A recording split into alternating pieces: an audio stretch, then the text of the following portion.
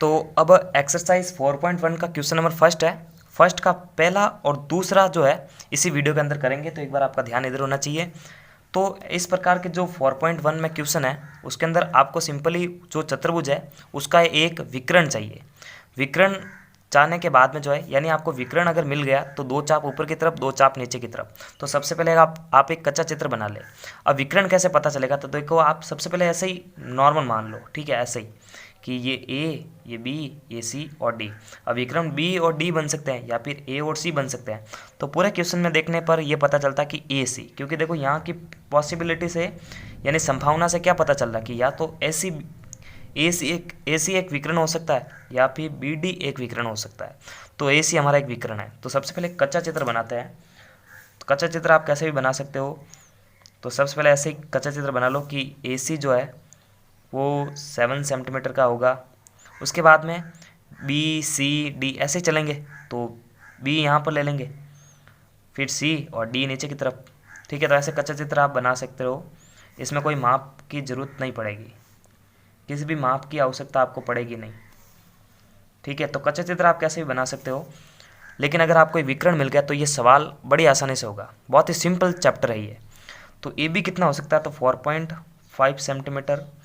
B C जो है वो 5.5 सेंटीमीटर है। ए डी जो है हमारे पास में 6 सेंटीमीटर है और सी डी हमारे पास में है 4 सेंटीमीटर। तो हमारा कच्चा चित्र तैयार है। अब कच्चे चित्र के बेस पर अपन जो है एक फैट चित्र बनाएंगे। तो सबसे पहले ए सी हमारे पास में 7 सेंटीमीटर का एक आधार होना चाहिए। तो देखना किस तरह से बनाते हैं। तो ये 7 सेंटीमीटर यहाँ से यहाँ तक आ रहा है मेरे, तो ठीक है, ये आपको आना चाहिए। तो ये 7 सेंटीमीटर का हो गया। तो ये था ए और एक था सी। तो यहाँ पर अपन लिख देते हैं कि ए सी बराबर 7 सेंटीमीटर है। ए सी बराबर 7 सेंटीमीटर। अब दो चाप ऊपर की तरफ दो चाप नीचे की तरफ, जितने जितने सेंटीमीटर की लंबाई के हैं। तो ए बी 4.5 सेंटीमीटर है, तो अपन 4.5, तो यहाँ से यहाँ तक आ रहा है 4.5, ठीक है, यानी 4.5 का मतलब। तो ए पर कट लगाओ ऐसे, ठीक है, इस तरह से ये कट लग जाएगा, क्योंकि देखो यहाँ पर ये 4.5 सेंटीमीटर मांग रहा है। अब बी सी 5.5 सेंटीमीटर है, तो 5.5 सेंटीमीटर यहाँ पे आ रहा है, ठीक है। तो यहाँ पर आपको मापना आना चाहिए कि मतलब वो स्केल लेते इस तरह से 5.5 सेंटीमीटर। तो सी पर केंद्र मानकर इसको एक कट ऊपर की तरफ, अब दो कट नीचे की तरफ होने चाहिए। तो ए डी 6 सेंटीमीटर है और सी डी 4 सेंटीमीटर है, तो मैं सबसे पहले सी डी खींचूँगा 4 सेंटीमीटर के लिए। तो सी डी तो यहाँ से यहाँ तक आ रहा है, तो सी को केंद्र यहाँ से मानेंगे अपन और एक कट लगा देंगे। अब ए डी 6 सेंटीमीटर का है, तो 6 सेंटीमीटर की रीडिंग लेते हैं यहाँ से लगाकर यहाँ तक, ठीक है। तो अब यहाँ पर ही केंद्र मानेंगे, सेम केंद्र, केंद्र चेंज नहीं होना चाहिए, तो ए, ठीक है। इस तरह से ये बन जाता है। अब सिंपली आपको इसको स्केल की हेल्प लेकर इसको इससे और इसको इससे मिला देना है, फिर इसको इससे और इसको इससे मिला देना है। तो हमारा पूरा एक चतुर्भुज तैयार है। अब जहाँ जहाँ पे जो मार्किंग है वो दे देनी है। तो ये ए सी तो ये हो गया।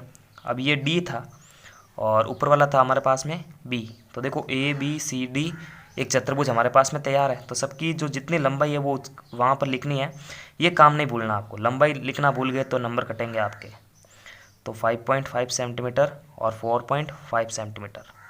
तो देखो चित्र बनने के बाद में जो है अब बारी आती है रचना के चरण की। तो रचना के चरण अगर आपने देखो कोई भी एग्जामिनर अगर आपकी कॉपी चेक करेगा तो सबसे पहले कच्चा चित्र सही बनना चाहिए। यहाँ पर लिखना भी पड़ेगा कच्चा चित्र, ठीक है, कच्चा चित्र ऐसा लिख देना। अगर कच्चा चित्र सही है और आपका फैड चित्र सही है तो रचना के चरण में आप जितने भी 5-7 बिंदु लिखेंगे तो आपके नंबर श्योर पूरे आएंगे, ठीक है। तो इसमें कोई टेंशन वाली बात है नहीं, सिंपल है कि सर्वप्रथम हमने ए सी एक 7 सेंटीमीटर लंबाई का विकर्ण रेखाखंड में खींचा, फिर ए को केंद्र मान के इससे, ठीक है, नॉर्मल सारे स्टेप है, ठीक है। अब इसके आगे वाला भी कर देते हैं जे यू एम पी का। तो जे you M P upon simple तरीके से पहले एक बना लेते हैं कि जे यू एम पी अगर इस तरह से हो जे यू एम पी, तो यहाँ तो ये जे एम हो सकता है या फिर पी यू हो सकता है। तो जे एम तो यहाँ पर दिया नहीं है, लेकिन पी यू एक विकर्ण हो सकता है, तो वो यहाँ पर हमारे को मिल गया, ठीक है। तो सबसे पहले अपन जो है एक कच्ची आकृति बना लेते हैं। तो कच्ची आकृति हमेशा इस तरह से कि जो विकर्ण हमारे को मिल जाए। तो 6.5 सेंटीमीटर पी यू आ रहा है हमारे पास में, पी और यू, ठीक है, 6.5 सेंटीमीटर का।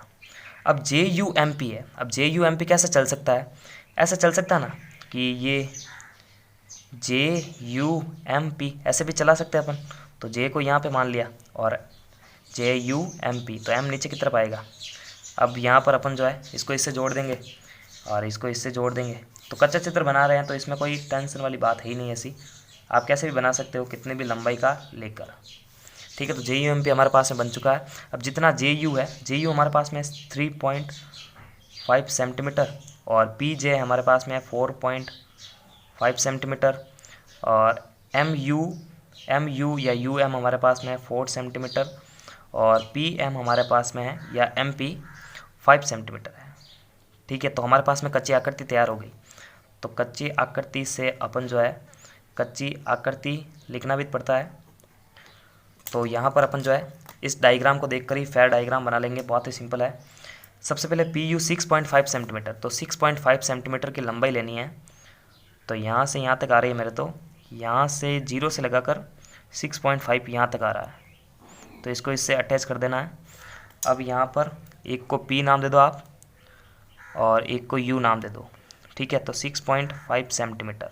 अब दो चाप ऊपर की तरफ, दो चाप नीचे की तरफ। तो J के लिए तो हमारे को ये चाहिए, तो PJ हमारे पास में 4.5 सेंटीमीटर आने वाला है। तो यहाँ से यहाँ तक 4.5 सेंटीमीटर आ गया। P को केंद्र मान लो और एक कट ऊपर की तरफ लगा दो। फिर JU 3.5 सेंटीमीटर है, तो JU के लिए 3.5 सेंटीमीटर यहाँ से यहाँ तक आ रहा है। ठीक है, तो 3.5 सेंटीमीटर के लिए कट लगा दो, लेकिन ये क्रॉस नहीं हुआ है तो वापस एक बार क्रॉस कराना पड़ेगा। तो ये PJ जो हमारा था वो 4.5 सेंटीमीटर था, तो कट लगा के इसको क्रॉस करवाएंगे। तो ये क्रॉस हो जाएगा यहाँ से यहाँ तक। ठीक है, तो क्रॉस हो चुका है।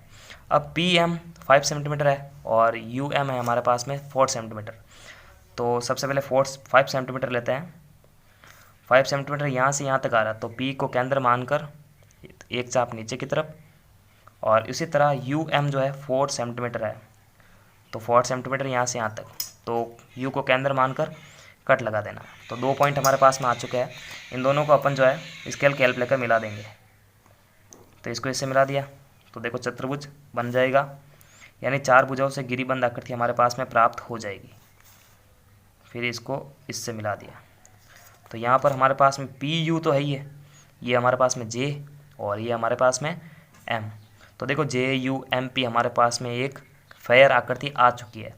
तो यहाँ पर इसको मार्किंग भी दे देते हैं। ये 5 सेंटीमीटर है, ये 4 सेंटीमीटर, ये 3.5 सेंटीमीटर है और ये 4.5 सेंटीमीटर है। तो इस तरह से हमने जो है एक फेयर आकृति बना ली है। तो देखो अब रचना के चरण है, वही मैंने आपको पहले भी बता दिया कि कैसे भी लिख सकते हैं। अगर हमारा ये कच्चा चित्र और ये फेयर चित्र सही दिख रहा है तो एग्जामिनर आपको नंबर दे देगा बिना कुछ सोचे समझे। ठीक है, रचना के चरण में आप 5-7 लाइन लिख सकते हो, कुछ भी जो जो स्टेप करे वही तो लाइन लिखनी है। तो पूरे चैप्टर की प्लेलिस्ट की लिंक आपको वीडियो के डिस्क्रिप्शन बॉक्स में मिलेगी, वहाँ जाके आप बैक टू बैक सारे वीडियोस देख सकते हैं।